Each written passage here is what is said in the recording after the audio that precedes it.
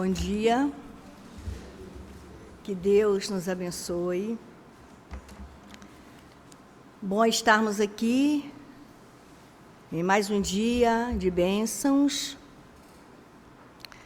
aproveitando esse momento que a espiritualidade nos oferece para a reflexão do Evangelho de nosso Senhor Jesus Cristo.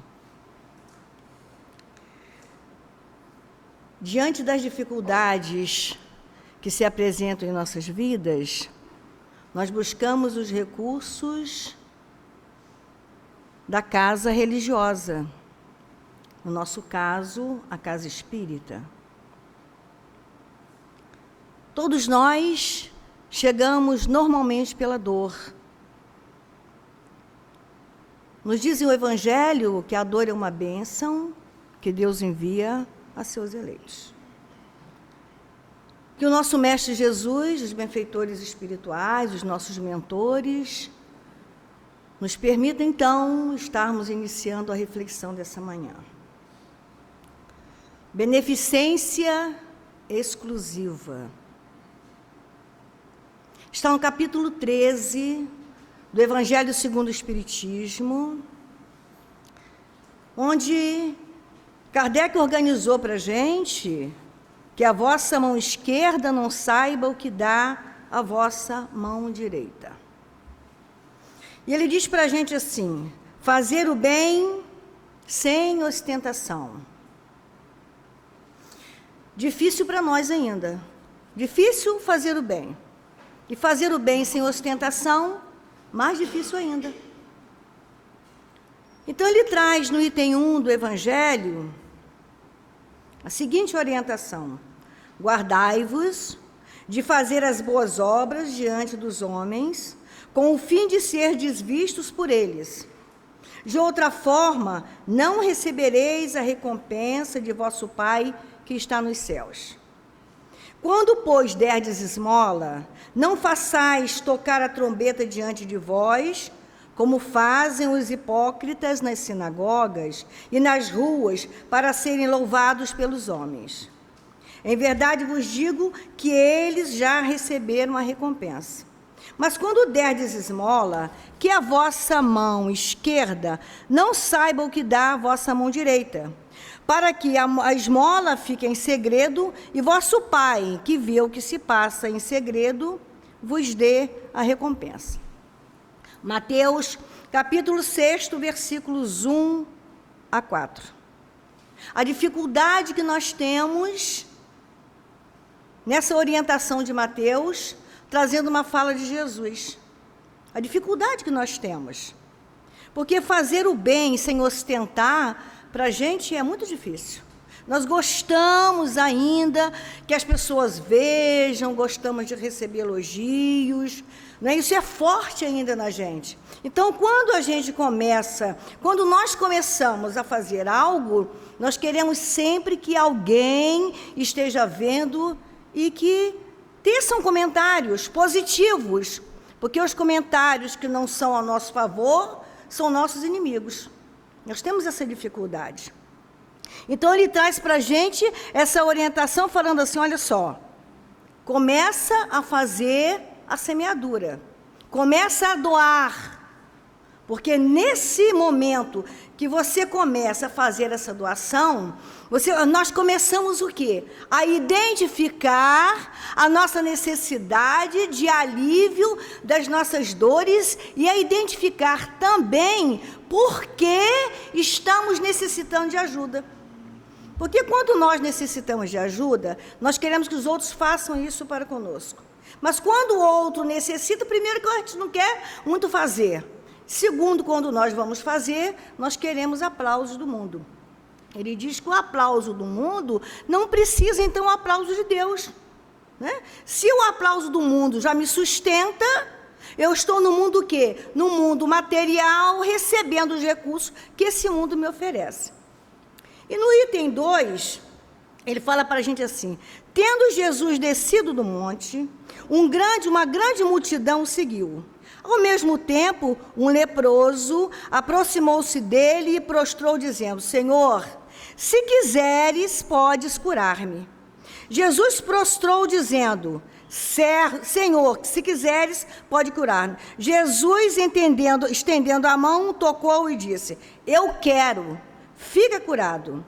E estendendo a mão, nesse instante, a lepra foi curada. Então Jesus lhe disse: não fales disto a ninguém, mas vai mostrar-te aos sacerdotes e oferece o dom prescrito por Moisés, a fim de que isso lhe sirva de testemunho da tua cura. Mateus, capítulo 8, versículos 1 a 4. Estranho para a gente entender. Se é fazer o bem sem ostentação, se a mão esquerda não saiba o que vai dar à mão direita, mas Jesus recomendou que ele fosse: não fales a ninguém, mas vá mostrar-te para os sacerdotes. Como assim? Então, para a gente começar a entender, nós temos que começar a entender a lei. Vai mostrar-te e oferece o dom prescrito por Moisés. À época de Moisés, os sacerdotes tinham o domínio, da situação. Era o homem religioso. E Moisés veio preparar a população, nos prepararmos para entender a vinda de Jesus. Então, e tinham leis materiais, grosseiras ainda pela nossa condição. Então, se Moisés fez uma lei para que todos pudessem cumprir, primeiro ele tinha que ir lá mostrar ao sacerdote. Para o sacerdote credenciar que ele verdadeiramente havia sido curado. Mas por que ele foi curado da hanseníase? Por que será? Porque ele acreditou e desenvolveu a fé. O que a gente ainda está precisando olhar com mais carinho. Onde está a nossa fé? Ele acreditou em Jesus, ele movimentou recursos, e foi até o mestre entendendo, percebendo a crença, que o nosso querido irmão, como ele fala aqui, o leproso, que era chamado à época, o hanseniano, se apresentou diante de Jesus com coragem, porque à época, quem contraía a lepra, ficava num vale separado, chamado Vale dos Imundos. Então, como a medicina não estava ainda muito adiantada, todas as pessoas que tinham qualquer problema de pele ou problema obsessivo eram jogados lá nesse Vale dos Imundos. E não tinha acesso a ninguém. Até no cartório de registro civil, eles iam como se tivessem ido a óbito. Tiravam do cartório o registro dessas pessoas. É como se eles tivessem desencarnado, tivessem morrido. Não existiam para a sociedade, nem para a família, nem para a sociedade. Olha só a dificuldade que era. Não existia, ficava lá no Vale dos Imundos. Então, qualquer problema de pele, qualquer problema excessivo, qualquer desequilíbrio, as pessoas iam para esse local. Por que Moisés fez isso? Essa lei material, e bem abrupta, porque precisava chamar a atenção das pessoas. Moisés precisava preparar um povo grosseiro para entender uma lei, que a gente ainda não conseguia na essência. Até hoje a gente tem dificuldade. Então, precisavam de cenas, de falas, de leis fortes. Então, essas pessoas eram levadas para lá. Quando o nosso querido irmão hanseniano, esse espírito forte para dar esse testemunho, desenvolveu todos os recursos de fé, a perseverança, saber esperar o momento e fazer a parte dele, ele teve esse encontro com Jesus. De outra maneira, não teria. E se tivesse um encontro, não ia acontecer nada. Como tantas e tantas vezes acontece. Acontece conosco nos dias de hoje. Por que a gente pede, almeja tantas questões e a gente não consegue? Nós ainda não fizemos aquela afinidade com o Mestre. Nós ainda não temos recursos de fé. E o nosso querido irmão desenvolveu essas potencialidades. Desenvolvendo as potencialidades, ele acreditou em Jesus. Tanto é que ele falou assim: se quiseres, podes curar-me. Olha só que confiança e que fé. Então Jesus falou: eu quero, fique curado. Porque viu nele recursos, conquistas. Porque o que é o milagre? O milagre são conquistas que fazemos perseverantemente. Precisamos perseverar. Então ele falou: vai, não contes a ninguém, mas vai lá, porque Jesus não veio destruir a lei. Né? No capítulo 1 do Evangelho, ele está dizendo: não vim destruir a lei, mas cumpri-la. Então, a lei de Moisés era aquela. E Jesus foi sutilizando a lei de Moisés por uma lei ainda material, mas suave, para que as pessoas, que nós pudéssemos irmos nos adaptando, né? E chegarmos à sutileza que a gente ainda tem dificuldade no dia de hoje. Então, fazer o bem sem ostentação é importante. Ele se apresentou ao sacerdote, o sacerdote olhou, identificou, a pessoa ficava ainda sob os cuidados do sacerdote por 8 dias. Diariamente, o sacerdote ia lá ver e identificar se verdadeiramente estava curado. E o dom prescrito por Moisés, o que era? Era levar oferendas, para que ao final de uma semana se fizesse a festa da cura. Então, a pessoa que foi curada ficava lá na igreja, né? O sacerdote tomando conta, levava as oferendas ao final e fazia uma festa. A festa para verdadeiramente credenciar a cura. Jesus podia fazer isso. Ele pode fazer isso. Só Jesus tem magnetismo suficiente, à época e hoje, para a cura. Porque a medicina terrena, com todo o carinho, com todo o empenho, depende ainda do quê? Da nossa participação, da nossa fé, não é verdade? A nossa fé. Se a gente vai procurar recursos, mas não desenvolvemos a fé, nós temos dificuldade na cura.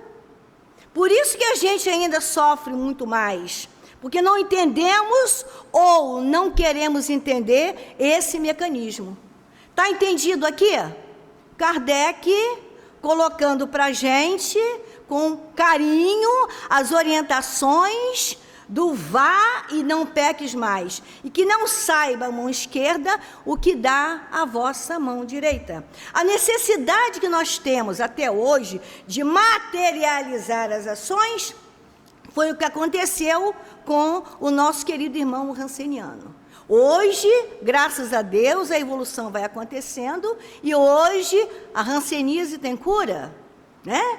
Se as pessoas estiverem atentos e procurar os recursos, tem cura. A cura física hoje já acontece, mas a cura do espírito, da alma, vai depender muito de como eu aceito também a minha cura física. Porque a oportunidade que o Pai nos dá na cura física, nós vamos estarmos sob observação do que a gente faz no nosso dia a dia.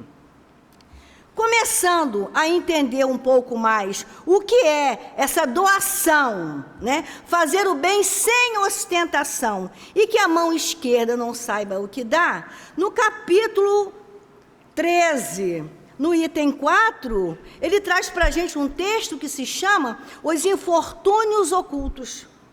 É um texto que mexe conosco. Esses infortúnios ocultos quando nas grandes calamidades, né, as pessoas saem para ajudar as outras. Mas normalmente se fazem isso para que seja visto. É muito comum, quando acontece calamidade, as pessoas se apresentarem diante da televisão, para aparecer, né? Que bom que estão fazendo alguma coisa, não tem problema. Mas eles falam para a gente que a mão esquerda não saiba o que dá a mão direita. E aqui essa dama da sociedade, que está nos infortúnios ocultos, é uma senhora de ar distinto, que mora, ela tem bens materiais suntuosos, não é? Ela tem uma vida totalmente envolvida com o lado da riqueza, não é? Mas ela o quê? É sensível, ela, espírito, entende a necessidade dos irmãos. A vida que ela tem é uma vida, para que nós possamos compreender, boa, no nosso entendimento, uma vida materialmente cheia de recursos. O que ela faz? Ela sai de casa e vai procurar as pessoas para ajudar. Aí nós lembramos aqui também do apóstolo Lucas, onde ele fala a história dele, que desde tenra idade, ele era em verdade um menino feliz. Tinha aceitado o nosso mestre amado com tal devoção, que mesmo sem ter visto o iluminado Cristo, era para ele um misto de felicidade, pois saía à procura de necessitados para ajudar. Saía à procura de necessitados para ajudar. E ele não tinha visto Cristo, não era contemporâneo. O carinho e a leveza, o despertar do espírito. E essa dama da sociedade, essa mulher de ar distinto, com trajes simples, ainda que bem cuidado, seguida de uma jovem também vestida modestamente. Olha só, ela com poder aquisitivo, podia ir toda arrumada, não é isso que a gente faz? Mas ela não teve o cuidado, o carinho de ir vestida modestamente, para não levar a suntuosidade, embora ela fosse uma pessoa tranquila, para não o quê? Inibir aquele que ela ia ajudar. Se vestia modestamente, a filha também modestamente, né? Levava a carruagem com tudo, como diz no texto, um verdadeiro armazém. Deixava na outra rua, para que ninguém visse. E ela ia até uma região que se chamava Água Furtada, uma região pobre, uma comunidade pobre. Ela ia levando tudo para ajudar as famílias, toda a comunidade. Mas ele destaca no texto uma família aqui em especial, que ela ia, as crianças pequeninas, a mãe não podia ir trabalhar, ela ajudava todas aquelas pessoas. Quando ela ia subindo a região para a água furtada, da água furtada, todos se alegravam, todos a saudavam com alegria, porque ela ia levar alimento para saciar a fome física, agasalho para saciar o frio, e ainda o alimento espiritual, pelo bem-estar, pelo carinho com que ela ia estar naquela comunidade. Se precisasse, detalhe, se precisasse limpar o chão, dar um banho no enfermo, que estava com dificuldades, ela fazia, e fazia com carinho. Enquanto a gente fica assim, né? Ela fazia com carinho, ia lá, dava o banho, limpar o chão, o que fosse necessário, ela fazia e com carinho. Ainda diz aqui o texto que ela levava a filha dela, e a filha queria ajudar. Ela falou assim: filha, você pode colaborar, mas o que está fazendo de teu? Porque você pegar o que eu já faço e doar é muito fácil. Você precisa colocar ali o seu carinho, a sua energia, movimentar os fluidos para que você verdadeiramente dê de seu.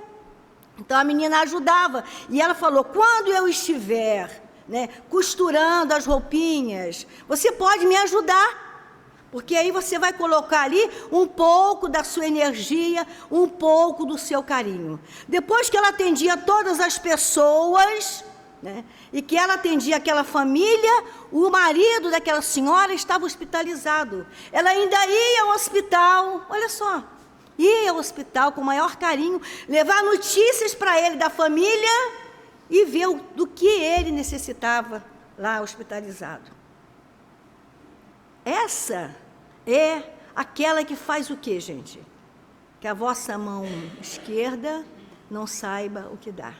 Essa pratica a verdadeira caridade. É isso que Jesus espera de cada um de nós. Aí eles perguntam assim: qual é o seu nome? Onde ela mora? Ninguém sabe, que ela não propaga. Não é isso que ela quer. Ela quer a aprovação de Deus. Ela não quer a aprovação dos homens. Ela já entendeu que não é isso. Então nós precisamos começar a compreender isso. Então ele fala assim: ninguém o sabe. Qual é o seu nome e onde ela mora? Ninguém o sabe. Para os infelizes é um nome que nada revela, mas é um anjo consolador. E à noite uma sinfonia de bênçãos se eleva por ela até o Criador. Católicos, judeus, protestantes, todos a bendizem. Porque usa um traje simples, é que ela não quer, com o seu luxo, agredir a miséria daquelas pessoas. Porque trouxe a filha na sua companhia, para lhe ensinar como se deve praticar a beneficência. Enquanto a gente não quer que os filhos acompanhem ou vejam as coisas, nós precisamos colocar para eles já as dificuldades desde o começo e a trabalhar. Bom, qual é a sua religião? Não importa a religião, porque religião, esse religar a Deus, esse rótulo, ele é humano. O rótulo é humano. Católico, protestante, evangélico, espírita, é um rótulo humano. O que se verdadeiramente quer é que ajudemos uns aos outros, que possamos praticar a caridade. E ainda tem mais. Como ela é uma dama da sociedade, o marido dela é uma pessoa conhecida, né? Vamos colocar aqui o empresário, ela à noite ainda o acompanhava.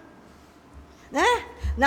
Tranquila, se arrumava para a ocasião para acompanhar o esposo, na tranquilidade dela, ela acompanhava ele, tranquilamente, sem reclamar, se apresentava. As pessoas da sociedade não sabiam o que ela fazia, mas ela estava bem com a lei, estava bem com ela. Num desses dias qualquer, né, apareceu na porta dela, tocaram a campainha e ela foi atender. Era uma das pessoas que ela assistia, que ajudava a fazer trabalho em manual, paninho de prato, essas coisas que a gente faz. Era uma dessas pessoas que não sabia o endereço dela. Tocou a campainha, ela que ia atender a campainha. Aí a moça ficou apavorada: senhora mora aqui? Isso aqui é a casa da senhora? Ela falou assim: não fala para ninguém, né? Silêncio. Assim pedia Jesus: não comente com ninguém, que você me conhece e que eu ajudo vocês, porque quem precisa saber é Jesus. Quem precisa saber já sabe. Então nós vamos identificando o quê? O quanto nós temos que aprender para que nós possamos praticar essa caridade. Não saiba a vossa mão esquerda o que dá a vossa mão direita. Envolvidos nesse manancial de bênçãos, nós vamos trazer agora para nós o que nós estamos fazendo com o conhecimento que a gente já tem e o que nos trouxe até a casa de oração. Por que motivo estamos aqui? Qual a dor que nos trouxe?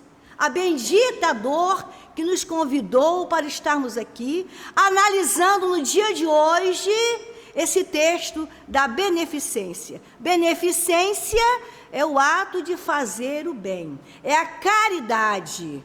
Como estamos fazendo isso? De que maneira estamos desenvolvendo?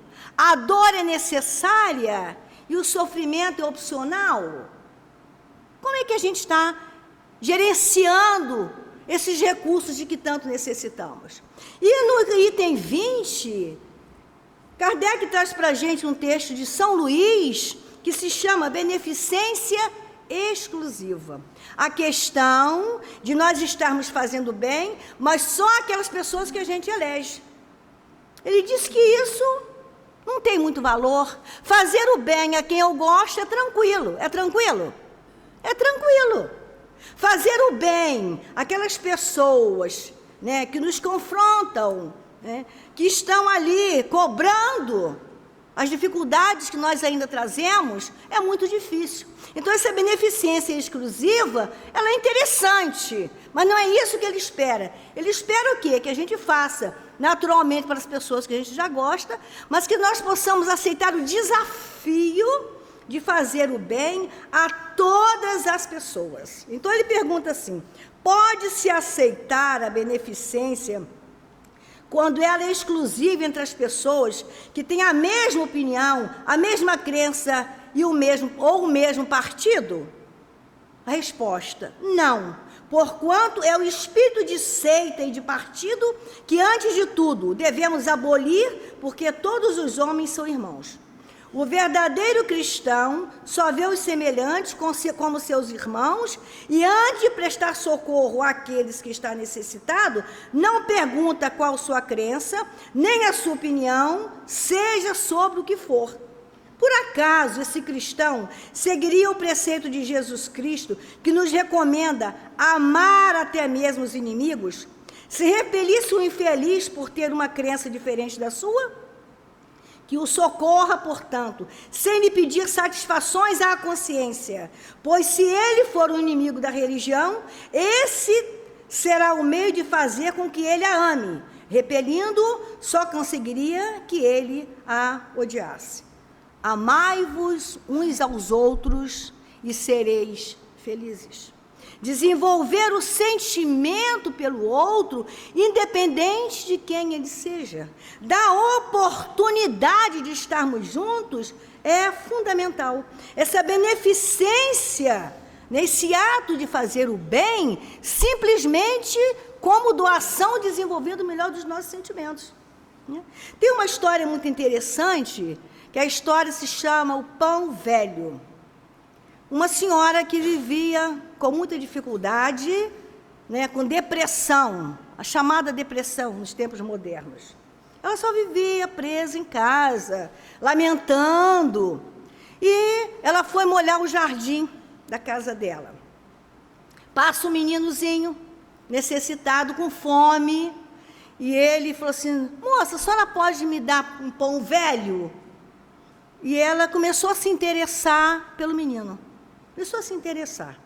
Pão velho? Ele falou assim: pão velho, eu estou com muita fome. E ela foi gostando de alguém pedir alguma coisa para ela. Que as pessoas só criticavam, e ela cada vez mais ficava na dificuldade dela. E ela começou a conversar: você mora onde? O que você faz? Por que você está pedindo essa esmola? E ela foi interagindo com o menino, o menino foi gostando, porque ele também, ninguém dava atenção a ele. Quando ele pedia, ou mandava ele embora, reclamava, ninguém também fazia. Tanto ela precisava, de um aconchego, quanto o menino também precisava de um aconchego. E eles a conversa foi acontecendo. Depois de um tempo, ela falou assim: você pediu o pão velho, serve pão novo? Porque eu não tenho pão velho aqui. Ele falou assim: não precisa mais, a senhora já conversou comigo. Era tudo o que ele precisava. Então os dois se abraçaram, olha só que lindo, e começaram aí um novo momento na vida deles. Porque às vezes nós também achamos que só é importante, os bens materiais. E ele precisava da caridade, do sentimento, da atenção e do carinho.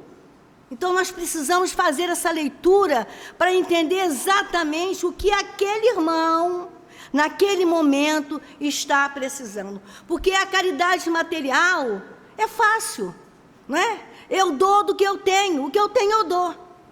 Não dou com sentimento, nem sempre, mas sempre tem alguma coisa para dar, aquele desencargo de consciência. Mas a caridade moral, essa é a mais difícil. Essa é a mais difícil. Então, essa história veio trazer para a gente o quê? Uma autoanálise. Eu posso ajudar, eu posso fazer a beneficência, posso desenvolver o exercício da caridade? Sim, existem várias maneiras. Para fechar o nosso trabalho, com muito carinho, agradecendo aos benfeitores espirituais, vou fazer a leitura também de um texto que eu gosto muito, que está no livro Pássaros de Luz,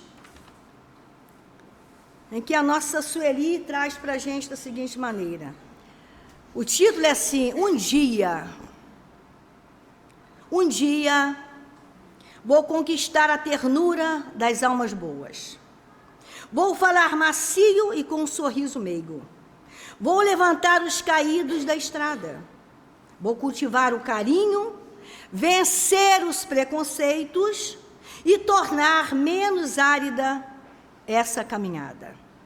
Num dia especial, caminhando no tempo, vou ser luz do sol, vou ser luz da lua, vou abraçar a todos pela rua, sem restrições e sem medo, num doar-me sem fim.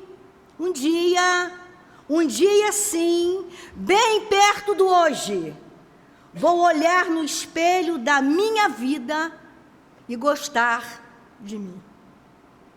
Muita paz para nós.